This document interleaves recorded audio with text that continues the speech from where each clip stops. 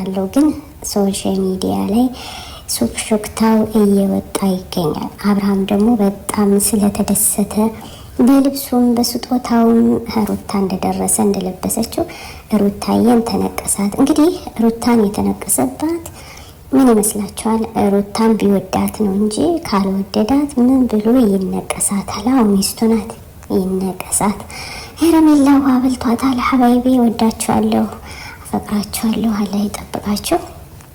ሸር ላይክ እያደረጉ ቤተሰብ ይሁኑ። ሩታ አይሆንም አሻፈረኝ ብትልም ማለት ነው አብርሃም እና ሩታ ግን እንደማይለያዩ እንደሚወዳት ዛሬ እንግዲህ ይፋ አድርጓል ማለት ነው። ይሄ ሁላችሁ ተነቅሷት መጥቷል ለዘላለሙ። አቤት ውበት! እንግዲህ ምን ይመስላችኋል? በዚህ መንገድ እየሄደ ነው። ሩታ ግን አሻፈረኝ አልመለስም እያለች ነው። የኛ እንቁ የኛ ጀግና ዛሬ የተነቀሰው ለመሰላችሁ ቀጠሮ ለዛሬ ነው። እስር ቤቱ ተመልሶ የሚገባበት ዛሬ እንግዲህ ይህን ስለተነቀሰ ቤተሰቡም ጎንበስ ብለው ሩታን ይለምናሉ ተብሎ እየተጠበቀ ነው።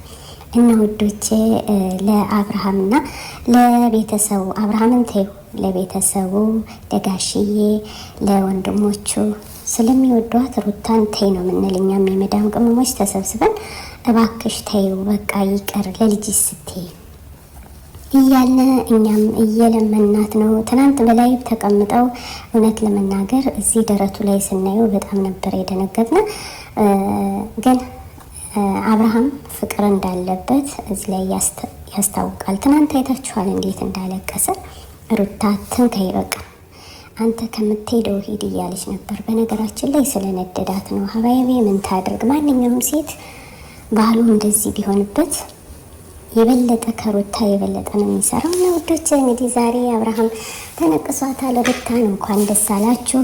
የፍርድ ቤቱ ቀን የቁርጡ ቀን እንግዲህ ሩታና አብርሃም አይለያዩም ማለት ነው። እንወዳችኋለን። ሸር ላይክ እያደረጉ ቤተሰብ የሆኑ ለሩታዬ ስጦታ የሰጣችሁም በቲክቶክ የተጋለጣችሁም ጨምሩበት እንላለን። እንወዳችኋለን፣ እናከብራችኋለን።